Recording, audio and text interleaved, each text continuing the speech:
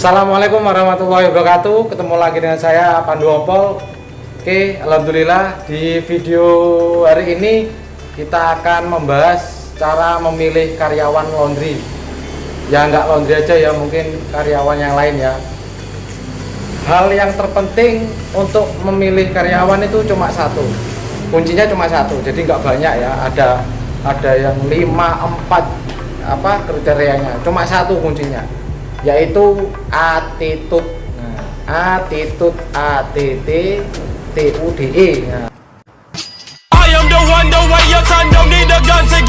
Attitude. Apa itu attitude? Yang saya tahu attitude itu menurut saya juga lihat di buku itu, attitude adalah sikap, perilaku dan juga perbuatan ya, tindakan.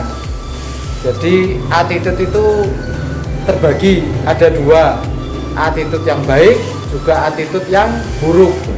Oke. Gimana cara mengetahui kalau karyawan itu attitude-nya baik?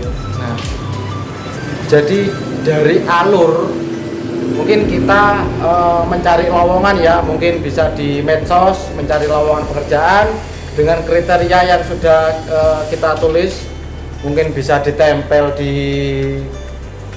tempat-tempat yang umum ya, atau di tempat di perusahaan tersebut, kriteria-kriterianya ya. Nah, alurnya awalnya dari situ. Kita menginfokan bahwa kita mencari lowongan pekerjaan, mencari sebuah karyawan atau karyawati. Nah, dari alur pemberitahuan lowongan kerja, di situ kan ada kontak person. Nah, nanti orang yang mencari kerja pasti akan menghubungi. Nah, setelah menghubungi mungkin bisa via WA atau via telepon. Dari situ lanjut ke pihak rekrutmen atau pihak SDM, mungkin akan mentelepon balik atau menghubungi balik bahwa jika Anda berkenan bekerja di sini, diharapkan datang hari ini jam sekian dengan syarat-syarat membawa seperti ini, contoh seperti KTP atau CV ya, surat lamaran kerja. Terus setelah dilakukan lanjut hubungan ya lewat WA, terus akhirnya dilakukan pertemuan. Nah, jadi gimana bisa mengetahui attitude-nya itu baik atau buruk? Nah, nomor satu mungkin dari cara dia membalas WA atau dia menghubungi via telepon.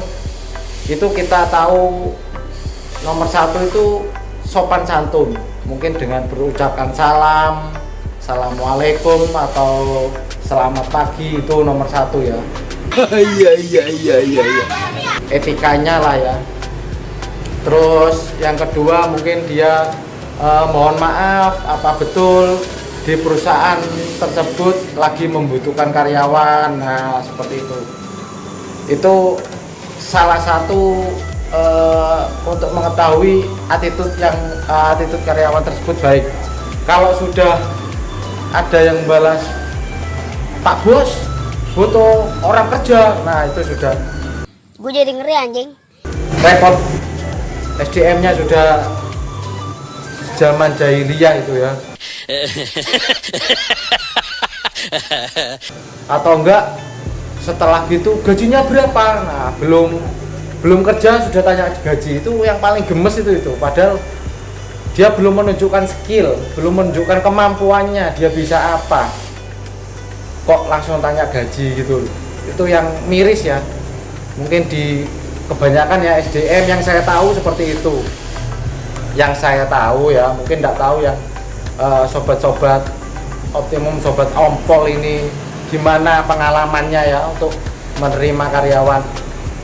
Dari situ cara hubungannya sudah etikanya jelek, itu untuk mengetahuinya ya. Terus nomor 2, setelah bertemu kita lakukan interview. Nah, interview itu kita tahu dari sikapnya, dari etikanya juga. Mungkin dia baru masuk bersalaman, pakaiannya rapi, terus ada sopan santun unggah-ungguhe ya, permisi, mohon maaf, mungkin gitu. Apa benar di perusahaan ini membutuhkan karyawan atau karyawati, mohon izin saya melamar. Nah itu sudah ciri-ciri attitude yang baik. Tapi kalau sudah datang, ini perusahaan ini ya butuh kerja, saya mau melamar, nah itu repot ya. Nggak tahu gimana belajarnya dia, etikanya itu belajar dari mana nggak ngerti. Itu dari sopan santun. Terus lanjut ke interview. Kalau dari interviewnya kita ngobrolin ya, kita tanya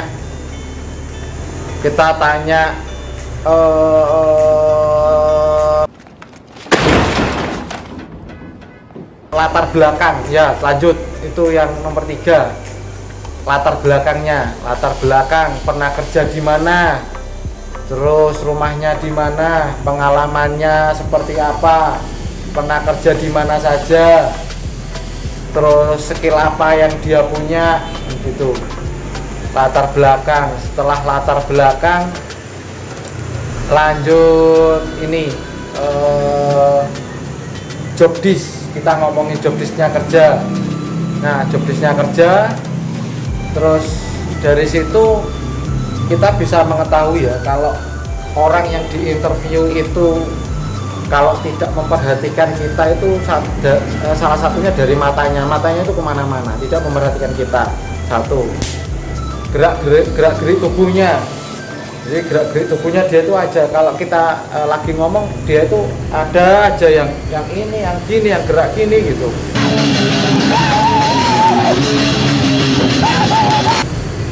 Itu dari mata, gerak-gerik tubuhnya, terus dari tangannya. Ini menurut psikologis ya, yang saya tahu pengalaman ya. Mungkin teman-teman yang psikologis seperti itu mungkin ya, kalau mengerti orang yang niat atau enggaknya bekerja, mungkin dari apa, gerak-gerik tubuh ya juga bisa dilihat ya. Kalau kita ngomong itu tadi mata, gerak-gerik tubuhnya, terus tangan. Mungkin dengan seperti ini. Kalau saya baca di buku psikologis katanya kalau tangannya gini tuh dia itu seperti mengancam atau menutup diri. Gini. Kayak acuh tak acuh juga bisa ya gini. Jengkel juga bisa seperti gini. Nah, gini juga ini bisa ya. Ini juga termasuk apa ya? Salah satu psikologis yang bisa dibaca, termasuk sikap yang kesal juga. Terus tidak peduli gitu ya. Gini, marah bisa. Tapi mungkin kalau tangannya gini, tangannya kebuka gini, terus dia memperhatikan, kita ngomong dia memperhatikan. Nah, itu mungkin salah satu attitude yang baik. Karena saya pengalaman menerima karyawan itu ada banyak sekali. Saya interview, matanya jelalatan kemana-mana, tidak memperhatikan saya bicara. Terus itu tadi kita ngomong, gerak-gerik tubuhnya ada aja. Nah, di waktu dia saya cobain, besok coba kerja jam sekian, hari sekian, ternyata nggak masuk. Ternyata dia nggak berminat. Tapi padahal waktu pembicaraan interview dia ingin sekali bekerja. Itu ada. Kadang di lewat WA juga gitu ya. Kadang kalau sudah diajak ketemuan bulet, jam sekian hari ini datang, itu bulet aja, ada alasan yang ini yang itu sudah nggak niat.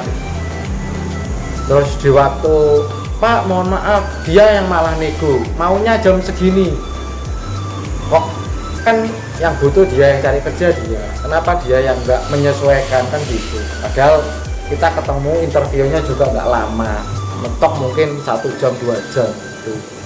Jadi kunci dari memilih karyawan salah satunya ya, yang puncak poin paling teratas itu saya kira attitude.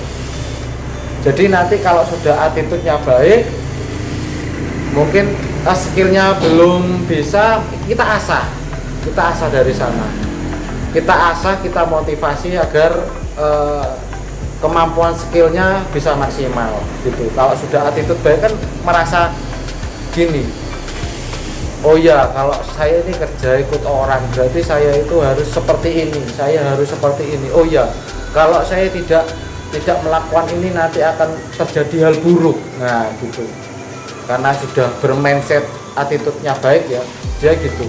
Oh ya nanti kalau gini saya dosa, oh ya nanti kalau saya gini akan merugikan perusahaan, padahal rezeki saya di perusahaan ini. Nah gitu, kalau attitude-nya baik, pikirannya selalu positif, selalu punya pikiran semangat dan apa ya,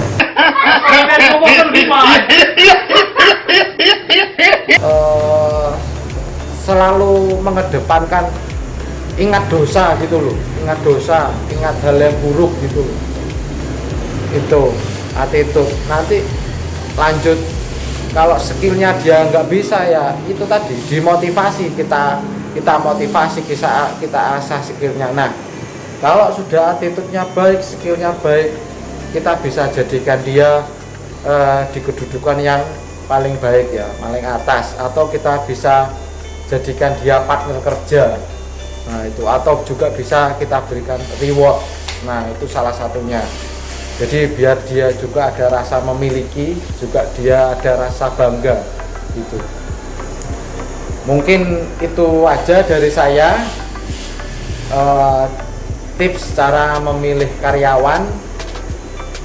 Yang nomor satu itu tadi ya, tetap tidak ada yang lain, attitude yang baik. Attitude yang baik itu adalah sikap perilaku yang baik. Nah itu nanti bisa kita skillnya bisa kita asah lagi, kita motivasi, gitu aja. Oke, sobat optimum, tips dari saya, mohon tetap dukung channel ini biar saya semangat untuk bikin video-video yang bermanfaat. Jadi mohon untuk diikuti, disukai, terus di-share. Nanti kita bisa sharing-sharing melalui kolom komentar ya.